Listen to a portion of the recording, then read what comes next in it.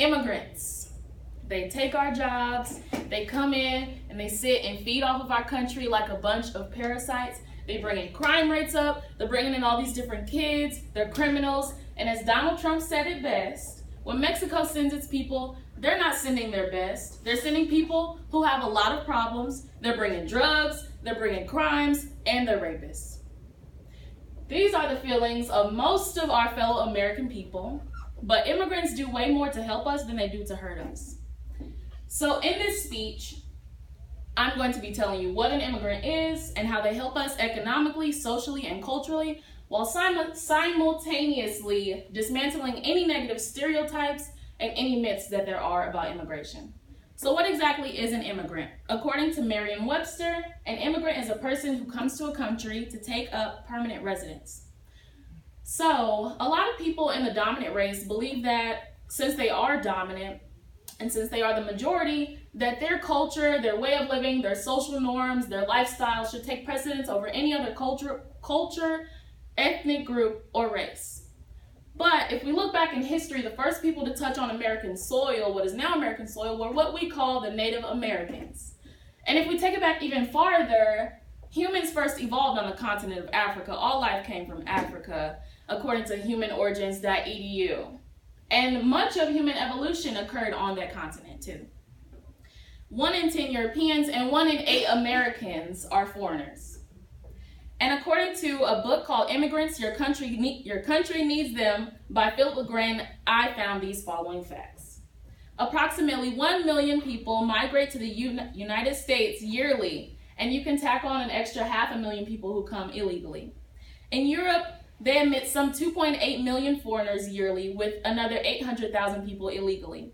In Canada, with a population of approximately 32 million, they admit 235,000 permanent migrants yearly. And in Australia, with a population of approximately 19 million, they admit 150,000 immigrants yearly. So with all these immigrants coming into all these different countries, how are they helping us? Let's start with economics, because money is the thing that most everybody cares about, and money is the thing that people cry about when it comes to talking about immigrants, about how they take our jobs. But you have to remember that people don't just take jobs, people make jobs too. The more people there are, the more work that needs to be done. So they always say that locals have to compete with immigrants for the jobs that are here, but that's not true at all, because most immigrants generally come in with less education, and they not only do they have to come in and get a job, but they have to learn to adjust to the Americans' way of living too. So they're already at a disadvantage, and the playing field is not very fair, so that's not true. And they take the low-skilled jobs that nobody else really wants. So they have to work their way up. And then check this out. So they get a job, and then they make money. And when you make money, then you spend money. And now they're increasing the worker demand because they're spending money. There was an article on whitehouse.gov published by Jason Furman and Danielle Gray in the year 2012, which is a couple years ago, but they told me 10 ways that immigrants help build and strengthen our economy, which are still relevant to today, so I'm going to share those with you. The first way is they start businesses. 30% of immigrants are they're 30% more likely than non-immigrants to start a business. 18% of small business owners are actually immigrants, according to Small Business Administration. 2, immigrant-owned businesses create jobs for American consumers and for American workers, which generates $776 billion annually, and I like to think that's a lot of money. So 3, they create their own jobs. 7.5% of foreign-born people are more likely to be self-employed than 6.6% of native-born people.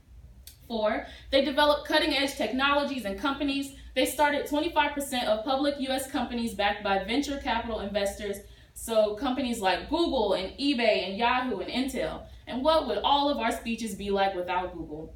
5, they are engineers, our scientists, our mathematicians, our innovators. According to Census Bureau, they account for 16% of the resident population with a bachelor's degree or higher. They represent 33% of our engineers, 27% of our mathematicians, statisticians, and computer scientists, and they are 24% of our physical scientists. So there's some pretty important people in here. 6, they boost earnings for American workers. 7, they boost demand for local consumer goods.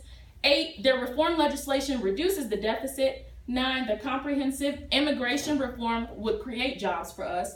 And 10, comprehensive immigration reform increases our total economic activity or our gross domestic product, our GDP. So immigrants want to be just as successful as Americans do. They're not here to just sit and feed off of all the benefits that America can give to them, but they're here to work and create a life for themselves too. Immigrants with different skills and abilities allow us to consume goods and services that weren't previously available to us, or consume goods and services at much lower prices. Rich countries assume that immigrant control will benefit them because it protects them from all the poor people in other countries. It creates a wall, so to speak.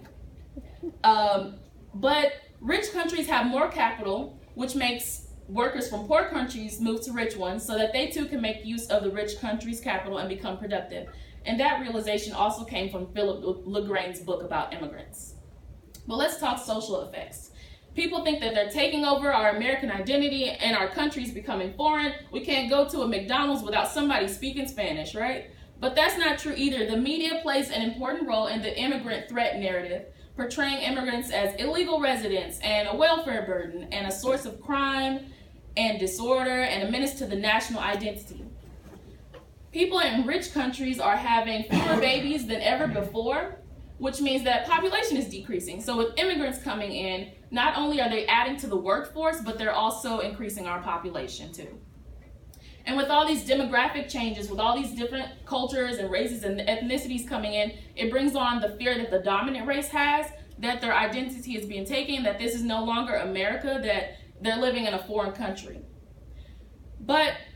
And also concern for immigration tends to shift people towards the right wing, which translates into support of the Republican Party, which is why you see some of the Republicans now who are passionate, some more than others, passionate about immigration.